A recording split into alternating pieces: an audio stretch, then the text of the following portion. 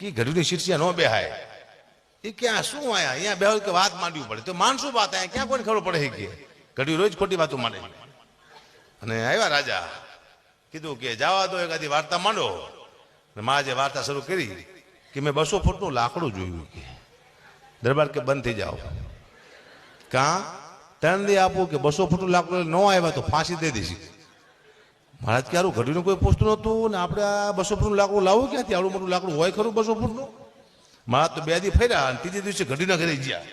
ઘડી હું ભૂલથી બોલી જશો 200 ફૂટનું લાકડું હોય ને હું લાવું ક્યાંથી ઘડી કે ચિંતા ના કરતા તમે મહારાજ કહેવાય હું તમને બચાવી લઉં કે શું વાત કરો છો અને ફરીવાર કચેરી ભરાણી ઘડી બેઠા હતા રાજા આવ્યા અને કીધું કવિરાજ થાવ દો કદી વાર્તા ઘડી કે કાલ તમે અપમાન કર્યું મહારાજનું એ મને ગમ્યું નહીં કે રાજા કે એવું થોડું હાલે 200 ફૂટનું લાકડું કેમ માની લેવું ઘડી કે બાપુ 200 ફૂટનું નહીં મેં 1000 ફૂટનું લાકડું જોયું શું વાત કરે 1000 નહીં 1 કરોડ ફૂટનું લાકડું જોયું છે અબજ ફૂટનું લાકડું મેં જોયું છે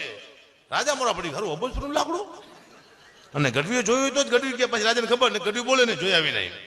રાજા કે ગઢવી આમ તો તમે જોયું હોય તો તમે કહો પણ આવડું મોટું લાકડું હવે અમને શક પડવા માંડી છે કરોડ ફૂટનું લાકડું હોય ખરું કે હું બતાવું હા બેઠા બેઠા બતાવો પછી ગઢવીએ કીધું કે વિષ્ણુ ભગવાને વામન રૂપ લીધું હતું અને પછી લીધું વિરાટ રૂપ પગ પાતાળમાં શિર આકાશમાં ઊંચા થતા ગયા ઊંચા થતા ગયા ઊંચા થતા ગયા ને હાથમાં એક દંડો હતો કે દંડોમાં ઊંચો થતો ગયો ઊંચો થતો ગયો ઊંચો થતો ગયો અબજો ફૂટ લાંબો થયો પછી ભગવાનને કંટાળો આવ્યો કર્યો ઘા દંડાનો ક્યાં સુધી લાંબો કરવો દંડો અને કટકા થઈ ગયા